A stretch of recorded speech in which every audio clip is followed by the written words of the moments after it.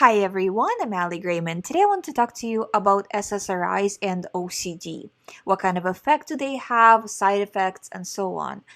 I have helped people recover from OCD for the last 10 years. I work with people with OCD exclusively all day, pretty much almost every day. So it's basically 8 hours a day or more every single day talking to only people with OCD. So I have a lot of experience, again, over the last over 10 years. Um, I would say probably 50% of people that come to see me ish, some months more, some months less, obviously, um, are taking SSRIs. So this is something I see very, very often. And overall, the effect of SSRIs on OCD recovery, I would say 5% at worst, 30% at best. That's being absolutely realistic. Does it have an effect? A little bit. That would be a correct way to describe it. Now, what usually happens when a person goes to see a doctor is they get put on SSRI. They take it. It takes a few weeks to even take effect. They take it for a certain amount of time. Then they feel like it's not, they're still getting the thoughts. It's not really either helping as much as it was in the beginning, or it's just not really helping much. And they go back to the doctor. The doctor ups their dose. A few months or a year goes by. Again, they go back to the doctor. The doctor ups their dose. This game of upping the dose can continue until the person hits the ceiling in the medication. What happens when you hit the ceiling? Why can't you take SSRIs in any kind of dose? Because you can develop serotonin syndrome, among probably many other things, but the major thing is you can develop serotonin syndrome. Too much serotonin. But speaking as somebody who personally has been on the ceiling dose of SSRI when I was going through OCD recovery, you barely feel it. I was at the top of the dose that you could possibly prescribe. And the doctor said, well, I can't put you on a higher dose. This is, by law, this is the ceiling for this dose. We can't. I was feeling at my worst. I was like, what do you mean? And naively, but you're the doctor, you're supposed to help me, right? Again, this was a long time ago. Um, and so from that, we can conclude that having maximum serotonin in the body that you can possibly have, because I couldn't up it anymore because it would be too much serotonin. I was already at the ceiling. And still having OCD thoughts. That serotonin does not help recover from OCD directly. Again, minus maybe 10. For me, it was probably around, it's hard because it was so long ago, but somewhere between 10 and 20%. I wouldn't even say 20. Like, let's call it 15% difference at that point where I was on the highest dose. And this is what I see with clients, typically speaking. Now, what about side effects? Side effects vary differently between the brands of SSRIs. How they help OCD doesn't seem to matter. Again, I'm talking purely. I'm not trying to have any skewed opinion of it or any kind of personal opinion on it. I'm literally talking to you from all the experience of the clients I have seen over the last 10 plus years. Okay, the effect on OCD is pretty much the same brand to brand. Side effects differ dramatically. So research the specific brand that you're about to take for SSRIs. Some have almost no side effects. Some have extreme side effects. I was really young when I was not really young, but I was much younger when I was taking SSRIs. I did because I took them myself, like I said, and I got very unlucky that I took a brand that had extreme side effects. And coming off of it was very difficult. The half-life was very difficult, but I do have a lot of clients who have almost no side effects with different brands. But the same brand that I took, I'm not going to say the name, but the same brand that I took, it was it was really, really, really bad. And they report the same thing with the same brand. So research the brand of your SSRI is the moral of that story. Now, is there long-term effects of SSRIs? Again, being on a very high dose, seeing my clients come off of SSRIs, I don't really see a long-term difference.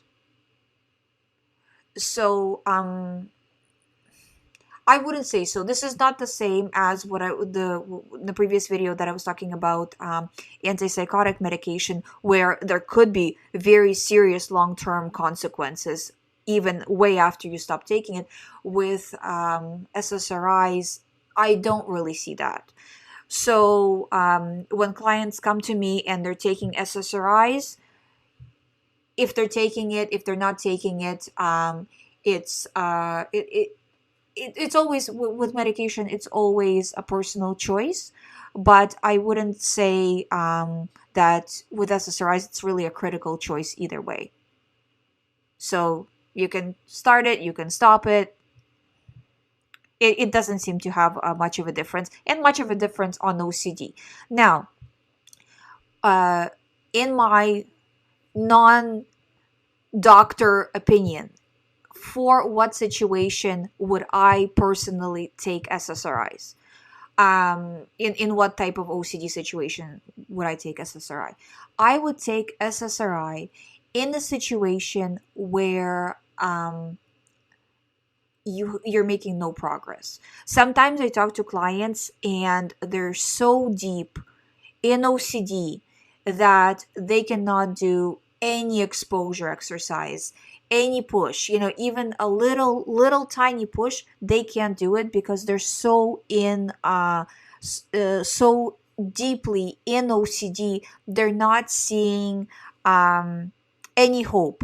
So in that situation, that 10% that SSRI can do, maybe, or so whatever, 15, whatever it is for individual person, maybe that 10% is what will push them into doing ERP work. So sometimes you just need a little more to get there, and in some situations that works. So in those situations, I would say that that's something I would look at. Most people just do ERP and recover. So I would say most people kind of don't need it, but you can see for yourself that if you feel like you need it, you need it. And then when you are in ERP, when you're solidly in it, the one thing that I would say with SSRIs is, it's not true when people say, well, you have to have it for life now. You don't have to have it for life. You need to have it to a point where you are comfortable in OCD recovery. You feel like you're standing solid on the ground. You're doing recovery work constantly. You're seeing your numbers go down in terms of how many compulsions you're doing, how much rumination you're doing. You're seeing that's getting better. And then, as that's getting better, you can try to kind of, at least, like, say, lower if you are already on them, say lower the dose, and then from that lower dose, see how you feel and that kind of thing. If you're not on them, see if you can just do ERP, if you can just do recovery work, and then decide for yourself. Don't get bamboozled into taking it that, well, you have to take it, you should take it. Well, let me just try to do ERP, and then I'll see if I can push through without getting into it. And again, there's no shame in taking medication. There's no shame in asking for help. There's no shame in getting a second opinion when you are not sure your doctor knows what they're talking about. There is no shame in any of that, either one way or another. So you are the captain of your own ship. You decide which way to go with this. And nobody else can make that decision for you. But with SSRIs, I don't think it's a decision that in the long term you will regret either way. As long as, again, you don't fall into the trap of, well, you know how they say sometimes, well, this is like diabetes. For diabetes, you take I don't know why OCD gets compared to diabetes in the medical community so often. But usually they'll say something like that. It's like, okay, well, yeah, okay, OCD is not like diabetes, but anyways. So as long as you don't fall into the trap that now I have to have it for life, either choice you make is okay, as long as the cornerstone, saying cornerstone somehow doesn't feel like enough.